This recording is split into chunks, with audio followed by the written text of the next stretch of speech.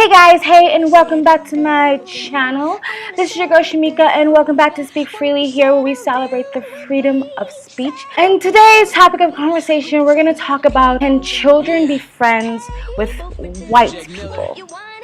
Yeah. So this is going to be a little bit different video, and first of all, I want to apologize if my energy is really low. I'm not feeling the best. I have like a potassium disorder where my body just doesn't want to function or like react today, but I wanted to really get this video made and get it out, so just bear with me. And also, I apologize if I have some brain farts in this video, but I'll probably just edit them out anyway. But in today's video, it's going to be a little bit different style of video. I'm actually going to read an article from the New York Times, and you're going to get like sort of my first reaction. Not my first reaction. I read like a few lines of it. I have an idea what the article is about, but I haven't read the whole article. So we're gonna like read it together, you know what I mean? And you're gonna get my reaction of the article. And so yeah, I want to do it like this. Usually when I make videos, I like read the article first, or if I'm using it as references, I just put clips in it and I just give my opinion about it. But yeah, so our good friend, the New York Times, decided to write a shit article. Okay, I don't know if it's shit.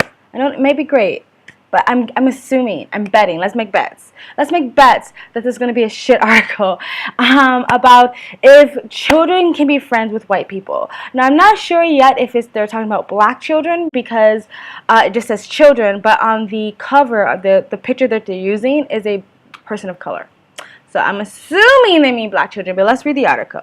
I ain't gonna click through it. Apologize, I'm not looking at the camera because I'm reading the thing.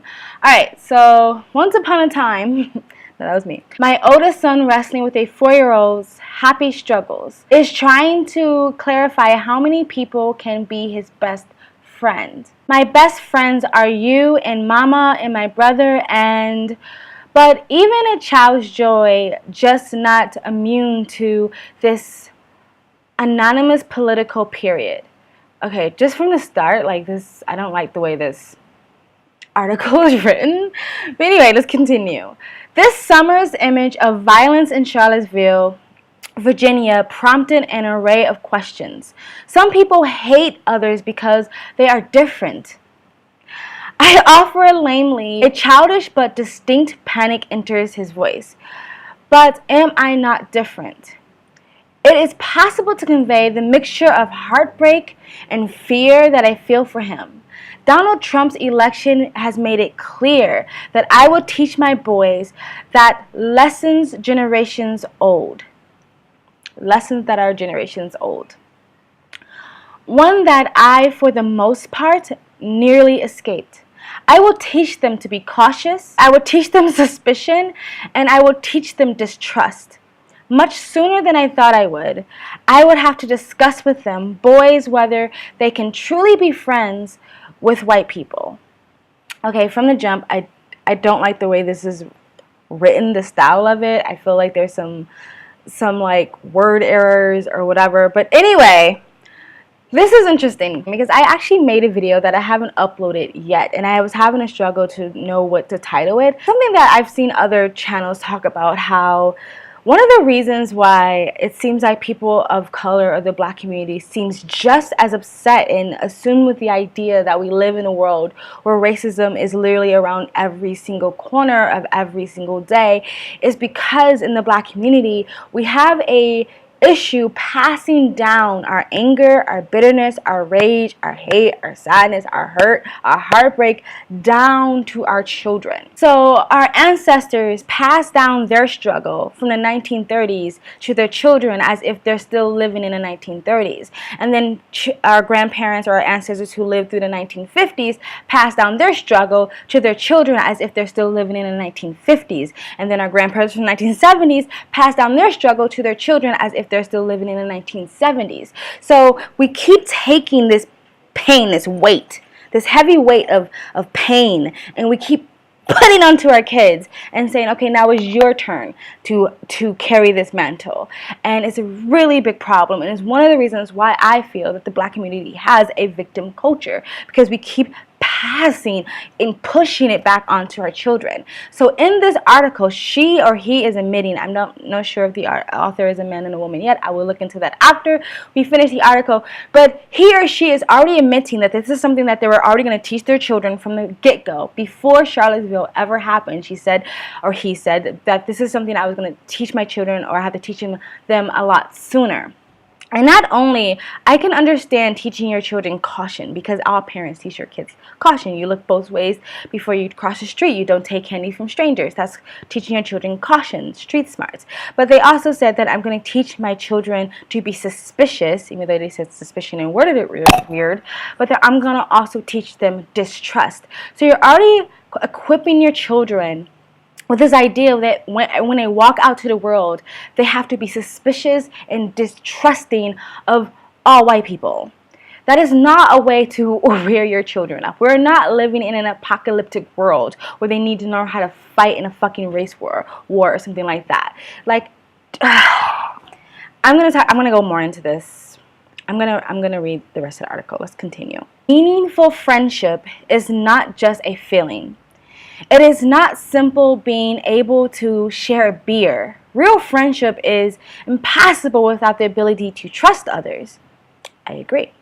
Without knowing that your well-being is important to them, the desire to create, maintain, or wield power over others destroys the possibility of friendship. So they're saying, well, you can't be friends with white people because they have the ability to wield power over you and to destroy others, because all white people are racist assholes. All white people are fucking racist. The Reverend Dr. Martin Luther King Jr. famous dream of black and white children holding hands was a dream precisely because he realized that in Alabama, conditions of dominance made it real friendship between white and black people impossible. Pause. So Dr. King said that because, yes, at the time in the 60s, 50s, it was hard back then because we had segregation, and that was something that the civil rights movement fought for and won. Honestly, if Martin Luther King was alive today, they would call him a fucking coon. They would call him an Uncle Tom. Because what he sees that's happening, this race-baiting division bullshit that the New York Times is putting out there, this will break his heart. But I'm getting upset, so we're going to continue. History has provided little reasons for people of color to trust white people in this way. And these recent months have put in their starkest belief the contempt with which the country measures the values of radical minorities. Radical minorities? What did she mean by radical minorities? Like Black Lives Matter, or just like people who are really black, or really minority? I don't know what that means. But America is transfixed on the opioid epidemic among white Americans. No one's transfixed on that. It's a problem that we're fixing. But I haven't heard one person besides an article talk about the opioid epidemic. Okay, anyway, who often gets hooked after being overprescribed painkillers, while studies show that doctors underprescribe pain medications for African Americans. Doctors do overprescribe very, very on a regular basis painkillers, which, yeah, that's bad. So why are we shitting on that? But anyway. But when black lives in the struck by addiction, we can't cordon off minority communities with police and threw away the entire generation of black and Hispanic men. They're probably talking about the drug epidemic, and when a crack, people say white man put the crack in the black communities, and it went crazy. Which, I'll look more into that. I don't know precisely. I've seen different studies. I've definitely seen the idea that the white government put crack into the black communities, destroy the black communities. But I've also heard other people say, it wasn't just white people who wanted to crack down on that and start arresting them and throw them in jail. It was black people who wanted that too, because they were destroying their communities. So they wanted to get rid of all the drug addicts. Also, back then, we weren't as educated about addiction and stuff like that. There wasn't as many many communities or clinics out. People didn't look at mental health the way we're looking at mental health now. I'm not saying that the idea that was a planned attack isn't true, but I'm just saying I don't think it's as black and white as people are thinking it is. But I guess we shouldn't talk about the opioid epidemic. Just let those white people die, right? Okay, anyway. Likewise, despite centuries of exclusion and robust evidence of continuing racism, minority underemployment is often coached by the language of bad choices and personal responsibility. I made another video about this, but when you talk about taking accountability and personal responsibility and actually just doing better, how that has now become sort of a racist statement to make, because you can't tell people to do better or take responsibility or accountability for themselves. You can't tell them that. And the thing about the drug thing, I do want to say, like, even if the whole idea that it was purposely planted there, you still have personal responsibility and accountability to not smoke the crack. I'm just saying. When systematic jobless strikes go swath, I don't know that word, SWATHS of the white America, we get an entire presidential campaign centered on globalization impact of the white working class.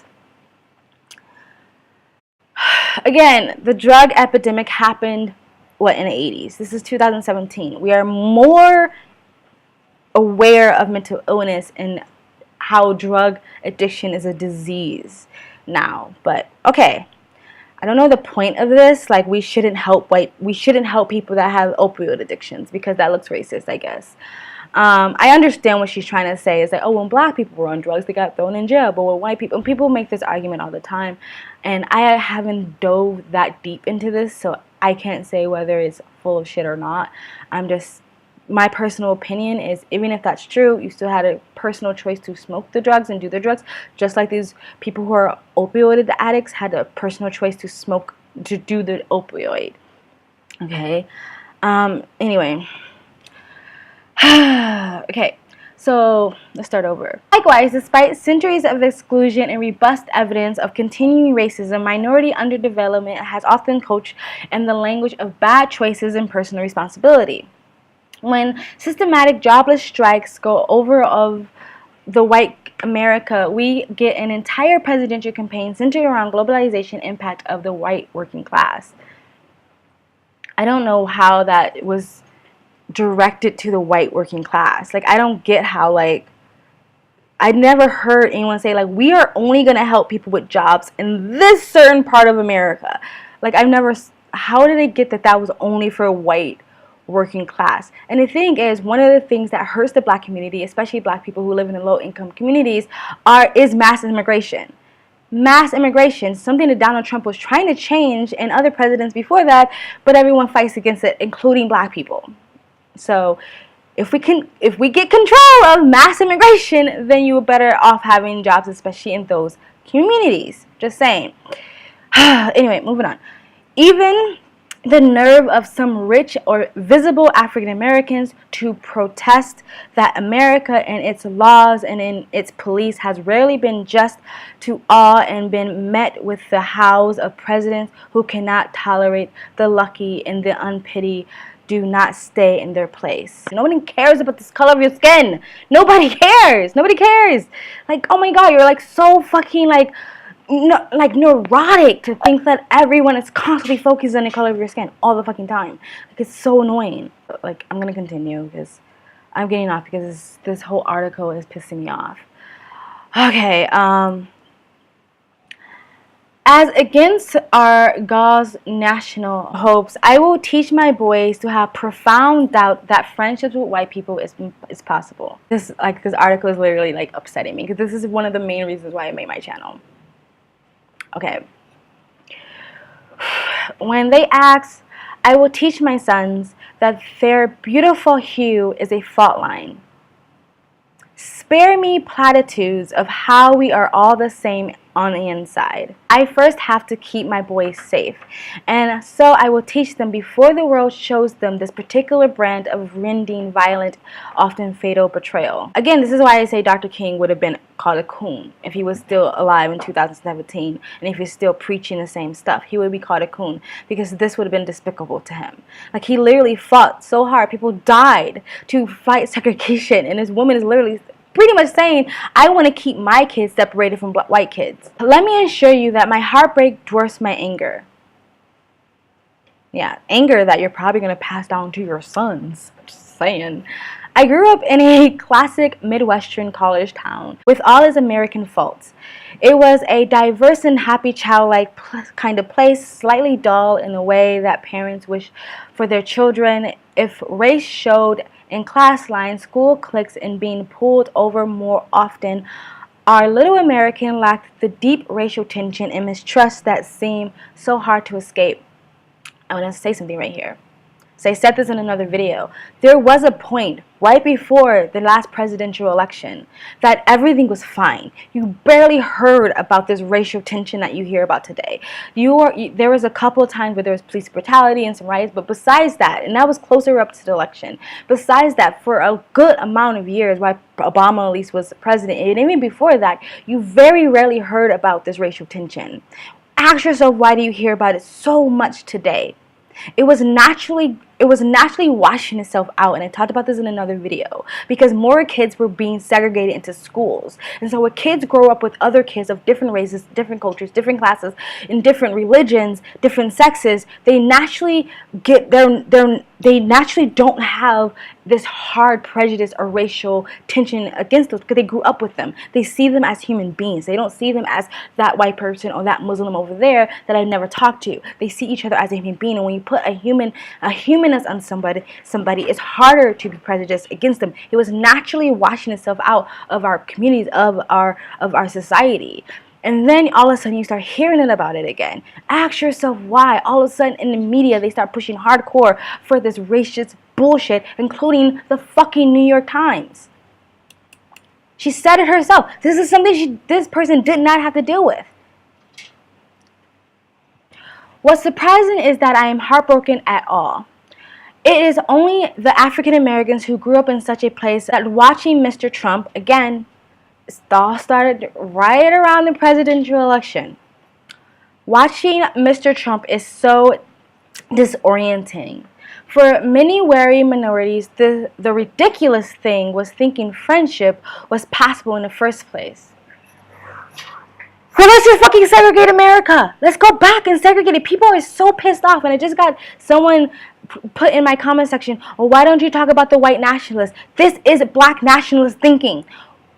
And there's another article that's out there that's basically said we need to ship all white people away. The same exact thing, different color. Basically, how can we be friends at all? Let's separate. Let's separate America. Let's divide each other. It hurts only if you believed friendship could bridge racial gorge. It could. It's been proven. But here you go. Media and the angry-ass parents dig this into their children and refuse to let it just go away. Of course, the rise of this presidential has broken bounds on all sides. Again, I'll start with the election. But for people of color, the stakes are different. Imagining we can now be friends across the political lines is asking us to ignore our safety. Wow! The fucking fear-mongering. And our children to abandon personal regard and self-worth. Only white people can cordon off Mr. Trump's political meaning, ignore the unpleasantness from the position of safety.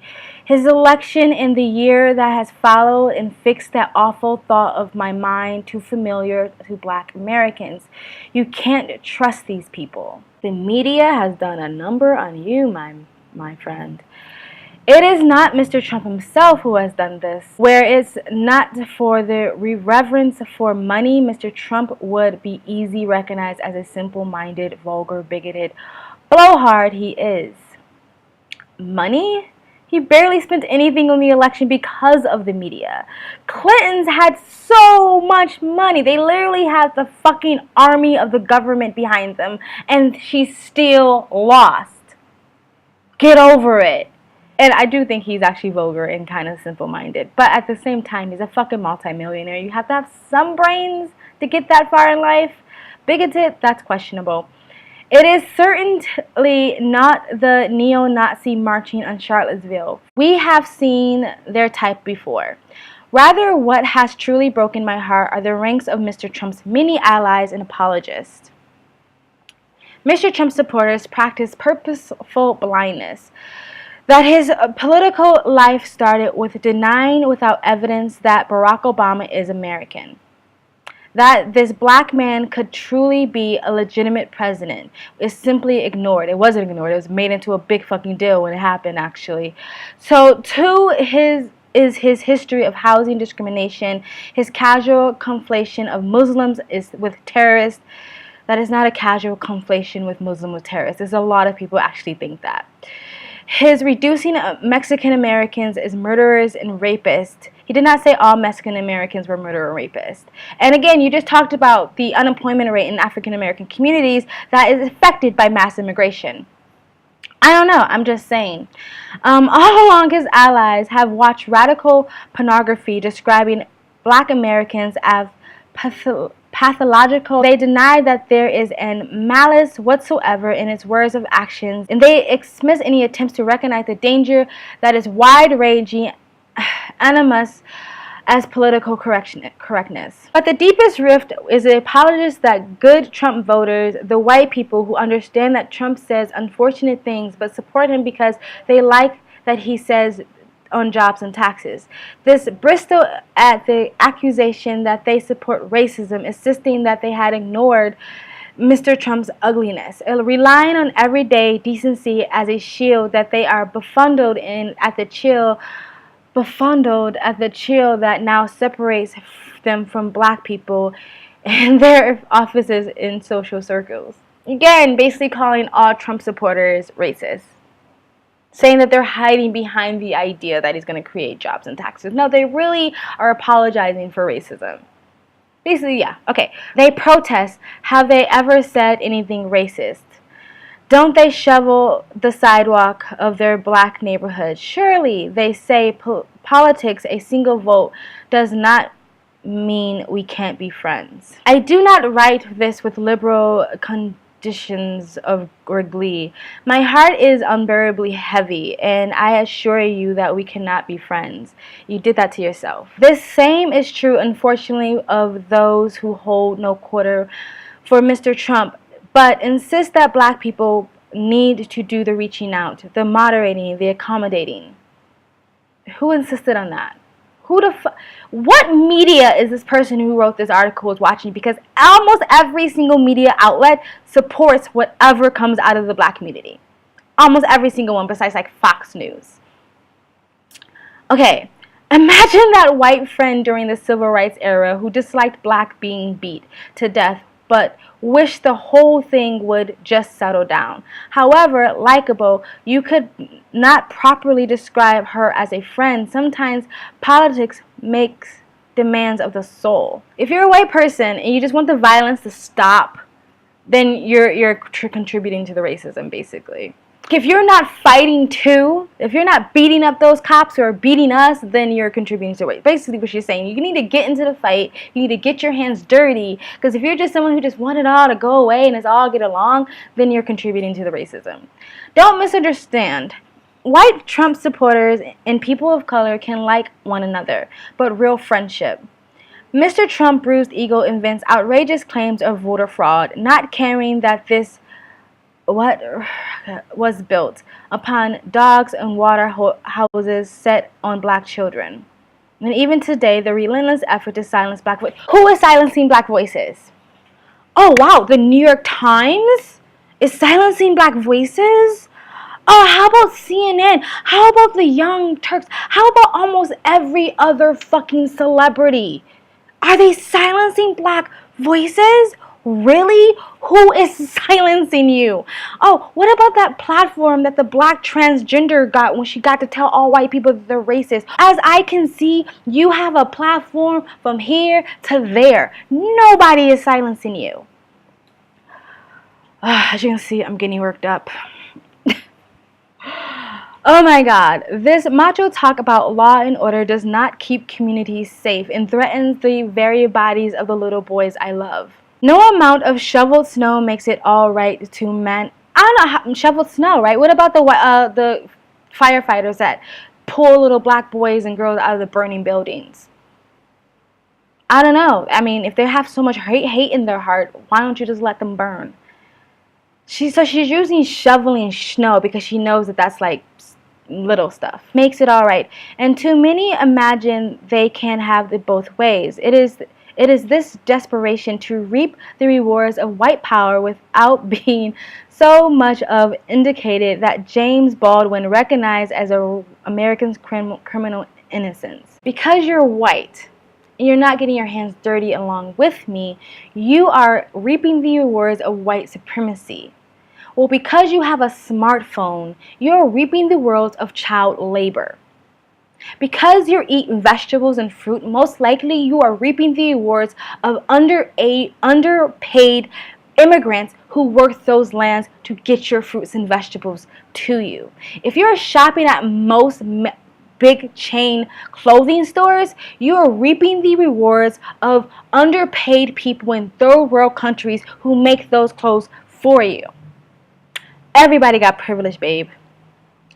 For African Americans, race has become a proxy, not just for politics, but also for decency. White faces are swept together anonymously, anxiety behind every chance encounter at the import of smiling white cashiers. If they are not clearly allies, they will seem unsafe to me. You see what she's trying to do? If you're not an ally, then you're a racist. Barack Obama's farewell address encourages us to reach across the partition line. But there is a difference between disagreeing over taxes and negotiating one's place in America. The bodies of your children, your humanity, our racial wound has undone love and families, ignoring the deaths of the gashes with not cause to heal, because you won't let it heal. We can still all pretend we are friends if meaningful civic friendships is impossible. We can make do with merely civility, sharing drinks and watching the game. Indeed, even in Donald Trump's America, I have not given up on being friends with all white people. But you can't truly be friends with all white people unless they prove themselves to be true allies. That means be guilty and shameful of your whiteness. My bi-ethnic wife, oh, this is a man, my most trusted friend, understands she is seen as a white woman, so she understands her privilege, so she's a true ally, even though her brother and father are not. Among the dearest friends, the wedding party of children's godparents, variety, many are white. But these are friends who have marched in protest, rushed to the airports to protest the president's travel ban. People who have shared the risk required by strength and decency. There is hope, though. Implicitly without meaning to, Mr. Trump asks us if this is the best we can do. It falls to us to do better. We cannot agree on our politics, but we can declare that we stand together and against cheap attack and devaluation. That we live together and not simply decide one another. In the coming years, when my boys ask again their questions about can we be best friends, I pray I have a more hopeful answer. Wow, New York Times, congratulations. This is going to be a long ass video. Okay, so basically what this is all about, and the more I start to pay attention, the more I see like the progressive left is hell bent. It has been their mission since the day Trump took office is to divide the fuck out of this country, right? They keep saying Trump divided us. The progressive left have divided this country more than Trump ever can. So what they're trying to do basically is put the fear of God into black people and basically shame enough white people that you will vote their way next time. They're preparing for the next presidential election. Basically, that's why she brought up Trump so many times. And she even dug in there, if you're a true friend to black people, then you approve yourself as an ally. Drop your 9 to 5. Stop taking care of your kids. Don't worry about paying your rent. You better get your hands dirty and you better fight my fight with me if you want to prove yourself a true friend to black people and prove yourself not a racist. Even if we do all of that, we still will never get to your level, because you could take all the steps. You could be ally, super Saiyan ally, but you'll still be up top. So for you to be that ultimate ally, you got to bring the system down. You got to bring the entire system down, including sacrificing your head start so that we all can be equal. This is guilting. This is shame. This is manipulation, right? That's just basically what they're doing. And this is what they've been doing since Trump became president. And that's why she even said she didn't have to go through this, or he didn't have to go through this growing up. But all of a sudden this stuff started coming up. Why? Like, oh God. I don't know. The reason why I started this channel, and I've said it in many of my other videos, I don't care if you're an adult and you want to have a defeatist, fucking bitter monkey on your shoulder, chip on your shoulder your whole fucking life, walking around being hateful. That is your choice. You can kick rocks.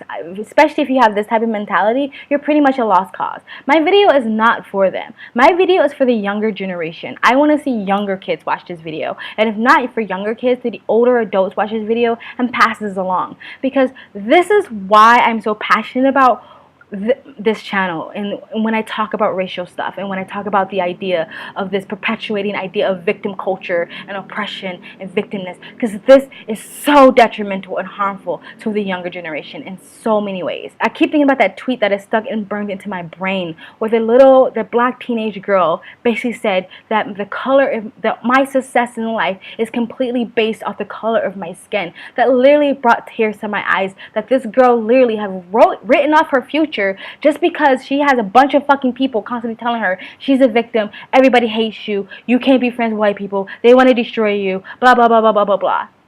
This sentiment is extremely hurtful to the younger generation.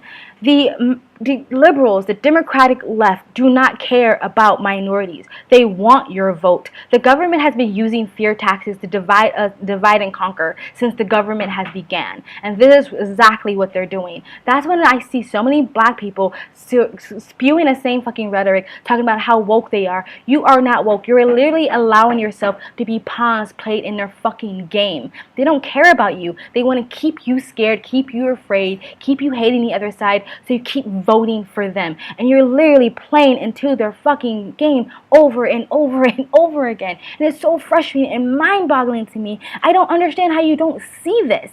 Majority of people, if you stop and think about it, you can, media, news, Twitter, if you pay attention to just that and you focus on it, it makes the world look like a very big, hateful place. I'm not saying scary things will happen, because they do.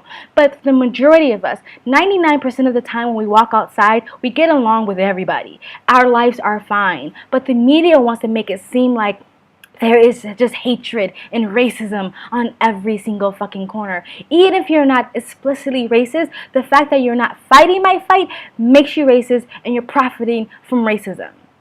Okay? The idea that this man wants to raise his children up to be suspicious and to be angry and to be bitter to the other side is very, very sad to me, because this person has to live in this reality. They have to work with white people. They have to go to school with white people. They have to live next to white people. And they're already going to grow up with a chip on their shoulder, looking at them at the corner of their eye, because their father decided, I'm going to pass my anger down to my child. I can see if they put this in context, if like they lived in a very gang-ridden, horrible neighborhood, and this article is about teaching their child how to carry themselves a certain way so they don't get lumped in with the bad crap. But like, that's not the context. Like, I don't even know what I want to say anymore, because this article actually really did piss me off a lot. It pissed me off a lot, and I'm actually getting kind of emotional about it. I'm going to end this video because I don't even know what I want to say anymore. I just feel like this is the reason why I made this video, because this video is directly targeting children.